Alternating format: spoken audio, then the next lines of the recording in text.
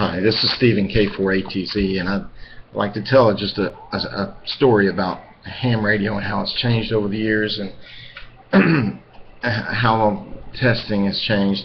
Of course, over the years, amateur radio has eliminated the Morse code from the testing procedure. Back when I was first licensed 40 years ago, there were actually 5 classes of licenses. There was the novice, which was a basic test with 5 words per minute code. There was technician, which was the same words per minute code, but actually a little bit harder written test. There was general class, which had changed over the years. At times it was the same written as the technician, but the Morse code went to 13 words a minute. But there was a time period, if I recall, that the written actually changed. There was advanced class, which was 13 words per minute code, but harder than the general written test.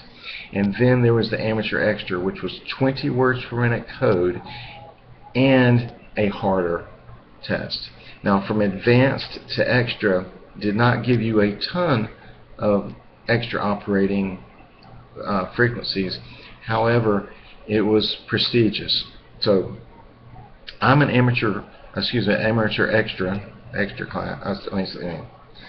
Not extra. I wish I was extra. I'm talking about extra. I can't even keep it straight. I'm an amateur advanced. I'm an advanced class, which is grandfathered in now. There's no more testing for advanced class, and there are only 3 classes of licenses now, which is the technician class, no code, basic written. They print the questions and the distractors. There's a pool they pull from. They're the exact ones they give on the test.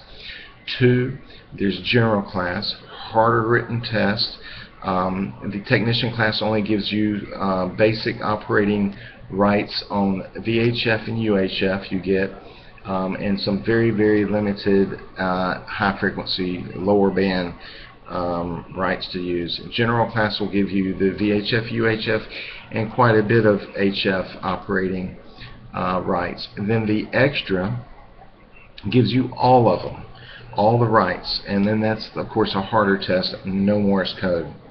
Whether they should have gotten rid of the total Morse code or not is very controversial.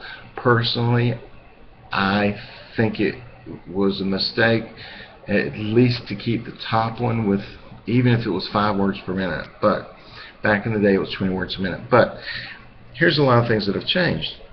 Back in the day, they gave amateur radio classes, and when you went to take the test, there was no question pool. So you didn't know the questions beforehand. You didn't know the distractors. You had to know the formulas. You had to know how to figure it out. And you had to go downtown or to your FCC office and take the test. And let me tell you something. There was a guy named Angelo Vitti, and he was the biggest SOB. And I mean, when you went down to take that test at the FCC, from the time you walked in to the time you left, you felt like you were sitting in a Gestapo office. This guy was mean. He was mean, and he was intimidating, and I was young, so I was used to teachers and jerks, but this is a whole different ballpark. But for the adults that hadn't been in class a long time or whatever, you come across this guy, he was a son of a bitch. I mean, this guy was mean, and anybody who took the test in Atlanta in that day knows I am not kidding. Put a comment below and you will agree with me. So they did make it at one point where you could, general class or above could give the novice test, novice only, but then when you went to upgrade, you had to go downtown and take the test. And my father and I got licensed at the same time. We took a novice class, and we both got our novice. Our call signs were 1 letter apart. And then we went to take our technician / general. I went ahead and I took the Morse code and the written, and I passed. And my father passed, if I recall, he got the hard written test, because there was like one that nobody, they had like 5, 6 variations of the test, and there was one that they just made it where nobody was going to pass. So he took the written and failed, and of course his speed wasn't up to par because I was on the air all the time. So I got my general. He was still a novice. So here I am, 11 years old, 11, 12 years old. My father is still a novice, and we had a 2-meter rig, 146 megahertz, and when he wanted to operate, he had to get my permission. And most of the people in the hobby, even to this day, are adults. More and more young people are into it, but the internet and everything's taken a lot of that away. However, ham radio is still the ultimate prepping, and if you haven't seen my video on amateur radio and prepping, you really should watch it, because when all else fails and the cell towers are down, or there's no power, or the generators run out, there's still a form of communication. And to this day, the way the Red Cross supplies emergencies gets in and out is amateur radio. So anyways, my dad eventually got his general class, and so we were equal. And but that Morse code was really tough for him.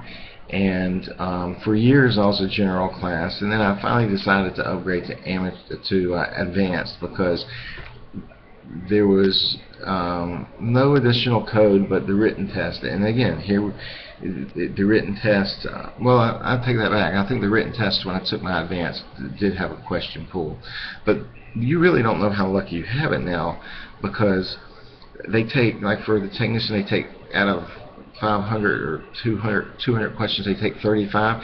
And they're the exact question, the exact distractors.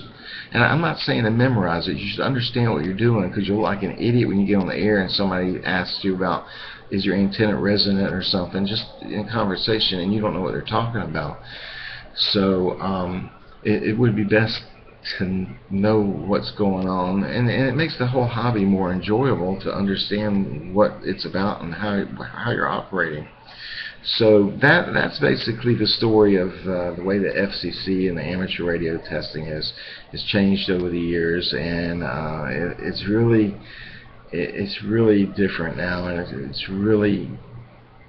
it's easier now. It's a lot easier, and therefore when they took the code away, the numbers did go up, and I guess that was good, because the numbers were starting to decline.